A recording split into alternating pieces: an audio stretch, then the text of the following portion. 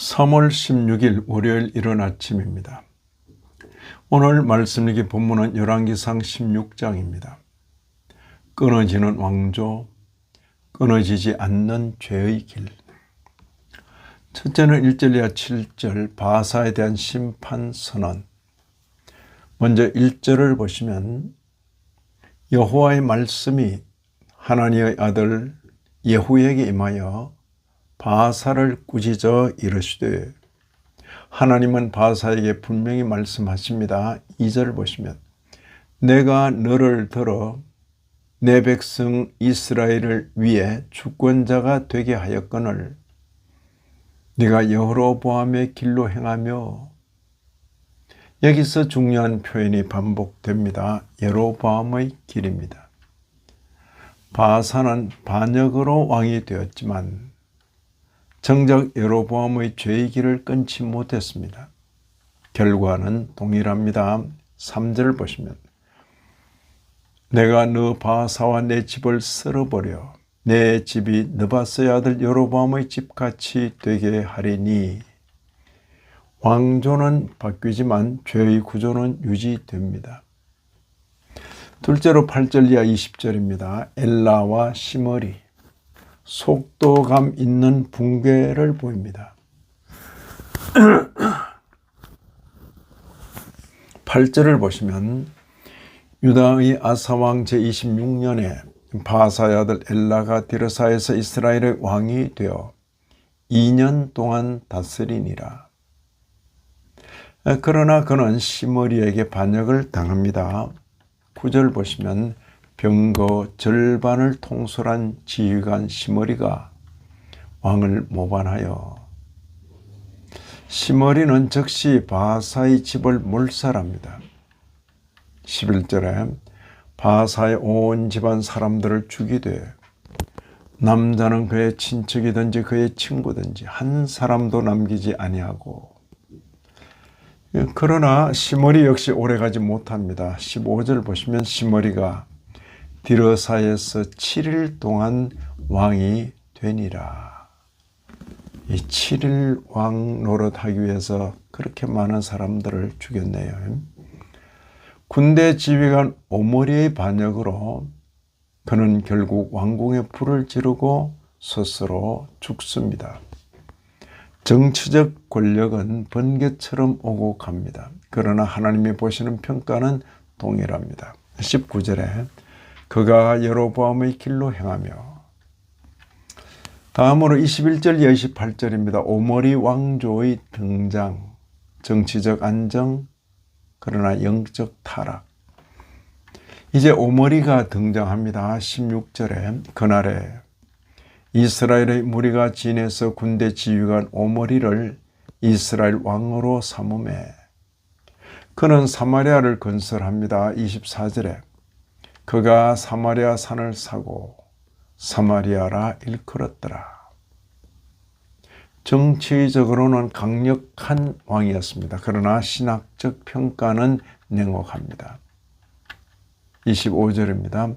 오므리가 여호와 보시기에 악을 행하되 그 전의 모든 사람보다 더욱 악하게 행하여 정치적 성공이 영적 건강을 보장하지는 않습니다. 다음으로 29절 이하 34절입니다. 아합의 등장입니다. 타락의 정점입니다. 29절에 유다의 아사왕 제38년에 오므리의 아들 아합이 이스라엘의 왕이 되니라. 아합에 대한 평가는 더욱 강력합니다. 30절에 오므리의 아들 아합이 그의 이전의 모든 사람보다 여호와 보시기에 악을 더욱 행하여 그는 이세벨과 결혼합니다. 31절에 시돈 사람의 왕 엣발의 딸 이세벨을 아내로 삼고 그리고 바알을 섬깁니다. 31절에 가서 바알을 섬겨 예배하고 33절에 또 아세라 상을 만들었으니. 이제 북왕국의 타락은 단순한 왜곡이 아니라 공개적 우상숭배로 전환됩니다. 본장 마지막은 매우 상징적입니다. 34절에 그 시대의 베델 사람 히엘이 여리고를 건축하였는데, 여리고는 여호수아 시대에 저주받은 성이었습니다. 여호수아 6장 26절을 참고하십니다. 저주받은 성은 이 저주가 성취됩니다. 이처럼 하나님의 말씀은 수백 년 후에라도 유효한 것입니다. 이제 16장을 신학적으로 정리해 봅니다. 먼저 하나님의 주권적 섭리 면에서 왕조는 빠르게 교체됩니다. 반역과 암살이 반복됩니다. 그러나 이 모든 변화 속에서도 하나님의 말씀은 변하지 않습니다.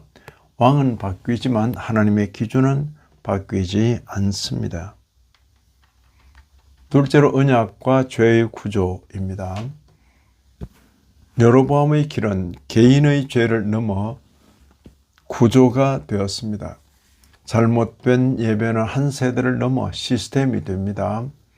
언약의 기준이 무너지면 왕조의 안정도 의미가 없습니다. 세 번째로 참왕이신 그리스도와 연관하여 묵상하십니다. 북왕국은 끊임없이 무너졌습니다.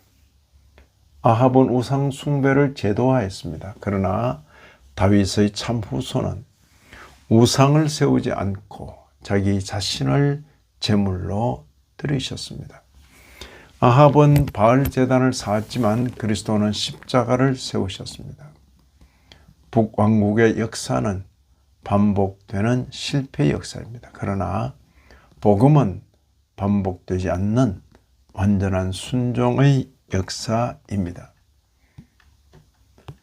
이 말씀을 오늘 우리에게 적용하십니다. 나는 구조화된 죄를 가볍게 여기고 있지는 않은가?